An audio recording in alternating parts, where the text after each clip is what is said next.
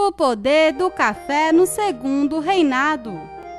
O poder do café no segundo reinado foi a principal base da economia, dado que o Brasil passou por uma grave crise econômica diante o caimento da mineração e da produção de açúcar. Foi no norte do país, na metade do século XIX, que foram plantadas as primeiras mudas de café. No entanto, o solo e o clima dessa parte não eram favoráveis para a plantação do café.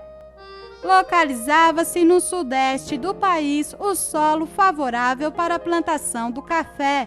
Logo, nos brejos e pântanos drenados da Baixada Fluminense estavam as primeiras e amplas lavouras, estendendo-se para o oeste de São Paulo e para o sudoeste de Minas Gerais.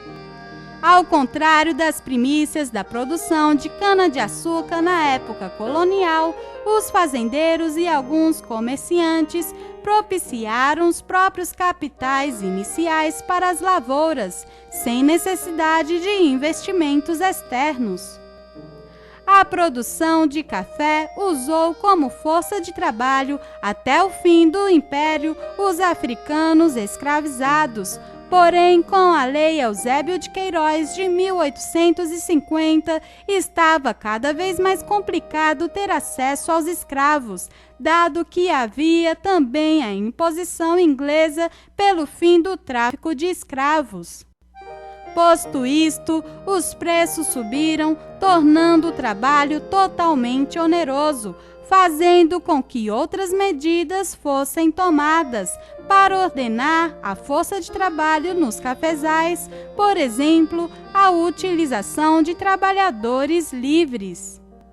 A escapatória foi incitar a vida de famílias europeias, especialmente em São Paulo, pois o trabalho escravo já não era tão econômico como o trabalho livre e a visão era iniciar novas técnicas de plantio, por exemplo, a mecanização. Não havia disposição no trabalho escravo para trabalhar assim, logo não havia produtividade, pois começaria a utilização de novas ferramentas para a produção da lavoura. Para acontecer a imigração, o fazendeiro tinha o dever de financiar a chegada de cada família europeia. Somente assim eles trabalhariam nas lavouras. Esse financiamento foi chamado de parcerias. No entanto, muitos não cumpriram o prometido, ocasionando conflitos como na fazenda do senador Nicolau de Campos Vergueiro em Ibicaba, 1856. Sendo assim, as parcerias foram se desmanchando, mas o governo imperial tinha grande interesse na produção cafeeira e instigou o Estado a financiar a imigração a partir de auxílios e benefícios. Muitos fazendeiros passaram a defender o fim da escravidão no país, especialmente os fazendeiros de São Paulo, pois acontecia nessa mesma época a agilidade diante a economia fluída pelo trabalho livre.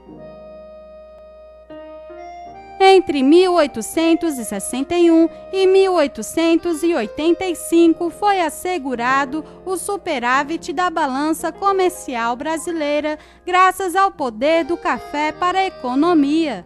Por conseguinte, em 1880, o café passou a ser o responsável por 61% das exportações do Império. Além disso, a produção cafeeira foi responsável por outros negócios como o transporte e a venda do café, fazendo com que os fazendeiros se tornassem acionistas de empresas.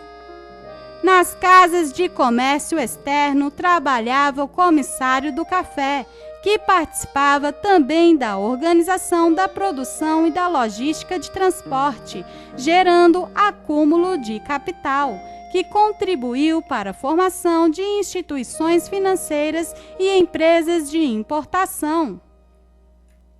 Logo, o café despertou a modernização da sociedade brasileira, dando início à urbanização de alguns locais, como no Rio de Janeiro e São Paulo, até mesmo no interior paulistano, como Campinas e Sorocaba, houve a urbanização diante o capital acumulado dos fazendeiros.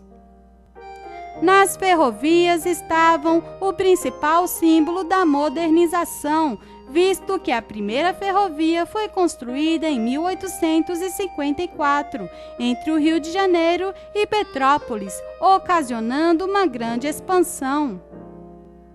Os custos do transporte de café diminuíram graças às ferrovias, que também favoreceu o contato com os portos exportadores, principalmente no litoral paulistano, em Santos. Compreenda que a expansão ferroviária brasileira necessitou não só dos capitais brasileiros, mas também dos capitais de estrangeiros, especialmente dos ingleses. As ferrovias causaram impacto no país, pois a população passou a se beneficiar.